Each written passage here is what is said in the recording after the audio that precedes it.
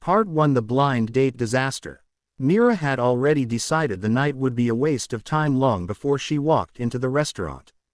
Her friend Sana had practically dragged her into it, insisting she needed to give life a chance instead of giving up on people. Mira had laughed at that. Give up? She hadn't given up. Life had given up on her first. After years of doing everything right, working hard, studying late, taking care of her sick mother, paying bills alone, fighting through the world without shortcuts, she had learned one thing: people didn't care about who you were inside. They cared about what you looked like, what you owned, who you impressed. She had gone on dates before. Boring, predictable, shallow dates where men pretended to respect her while secretly evaluating her like she was a job interview with no salary expected.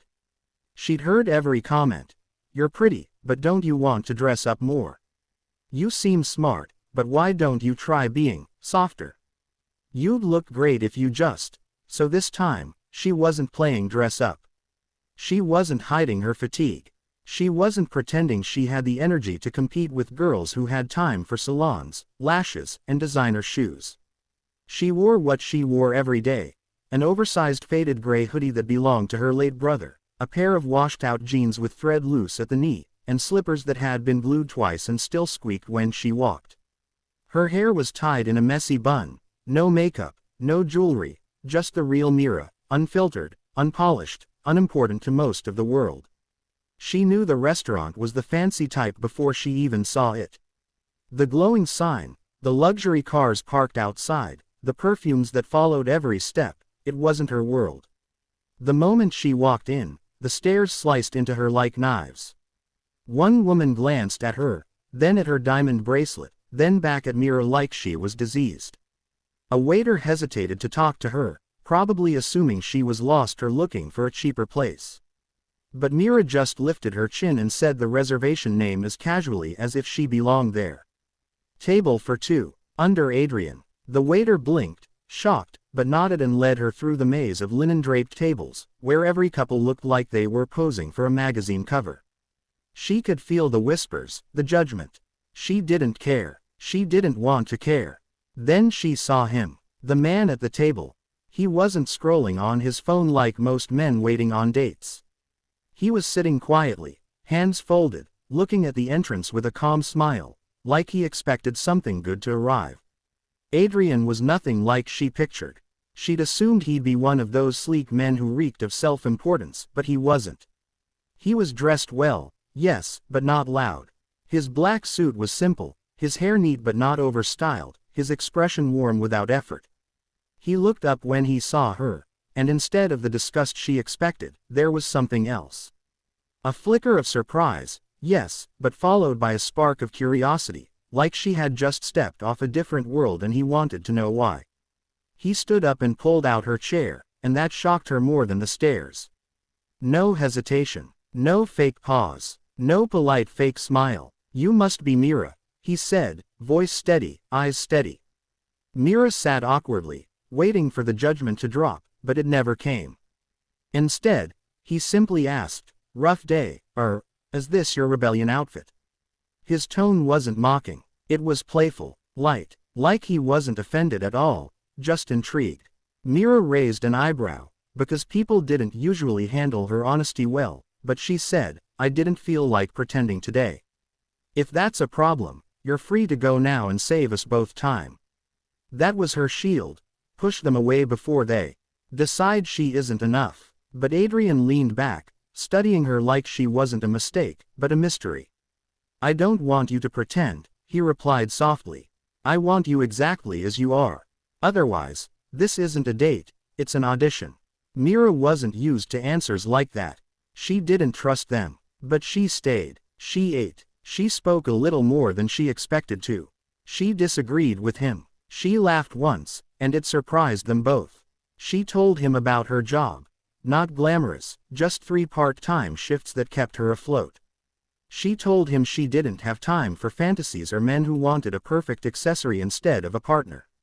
Adrian listened without interrupting, without correcting, without offering fake motivational lines. He didn't flinch when she talked about struggle. He didn't frown when she spoke about exhaustion.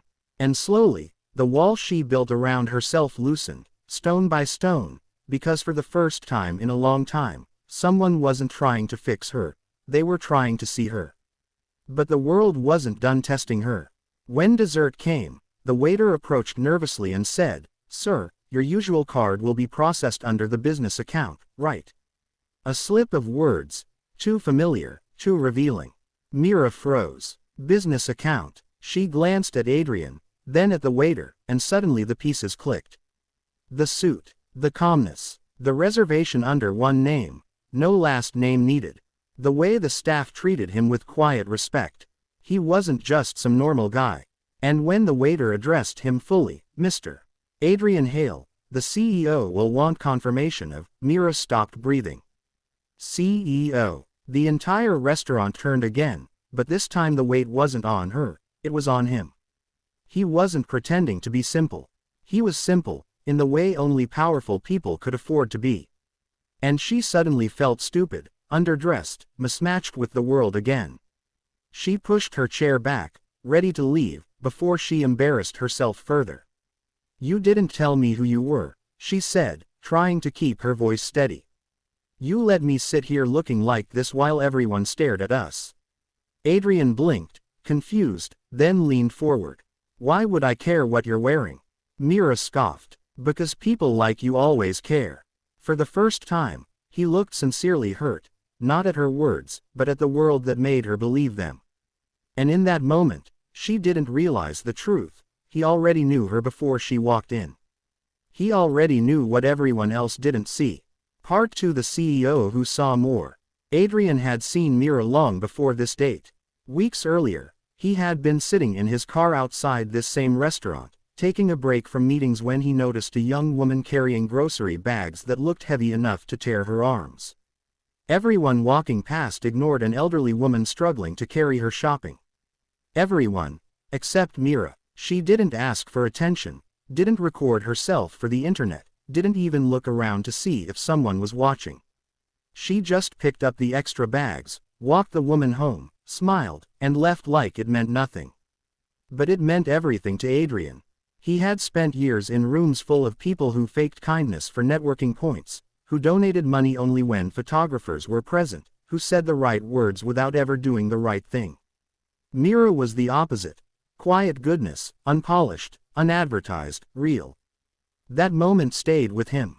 So when his friend mentioned a blind date with a stubborn girl who didn't care about money or men, he said yes immediately, because he already knew she wasn't like the others. So when she tried to leave, embarrassed, he reached out and stopped her, not with force, but with truth. "Don't walk away because of a title," he said. "If you think I care about what you're wearing, then you didn't listen to anything I said, and I didn't come here for someone to impress me. I came here for someone real." Mira stared at him, breathing uneven, fighting years of built-in defense mechanisms. She was used to men who wanted to change her, not men who wanted to understand her. So she sat again. Not because she was convinced, but because she didn't know how to respond to someone who didn't fit the script she had memorized. The conversation shifted after that, not lighter, not heavier, just honest. Adrian told her he worked hard too, that being a CEO didn't mean life was perfect. He talked about pressure, expectations, loneliness, the kind you couldn't confess because people assumed success erased it. Mira talked about fear, the kind that came from knowing one bill, one accident, one bad month could destroy everything she worked for. Different worlds, same weight. They weren't equal in wealth, but they were equal in something more important: pain, resilience, survival. Hours passed. The restaurant emptied. The staff cleaned around them but didn't interrupt. Mira didn't notice anything except the way Adrian looked at her.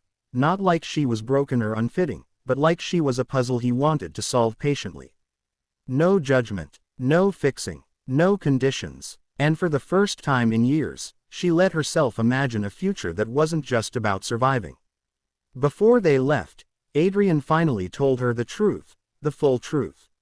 "I didn't fall for your clothes," he said gently. "I fell for the person who didn't know anyone was watching." And that was the moment Mira's world shifted. Not because a rich man said something sweet, but because someone finally saw her the way she wished she could see herself. Not unwanted, not invisible, not lacking. Enough. She walked out of the restaurant that night not feeling out of place, but feeling something terrifying and beautiful: hope. She didn't know if they would work. She didn't know how their worlds would collide or clash. But she knew one thing. She no longer wanted to run from love just because she had only met the wrong kind before. And the CEO who could buy anything in the world walked beside her, smiling like he had finally found the one thing his money never could.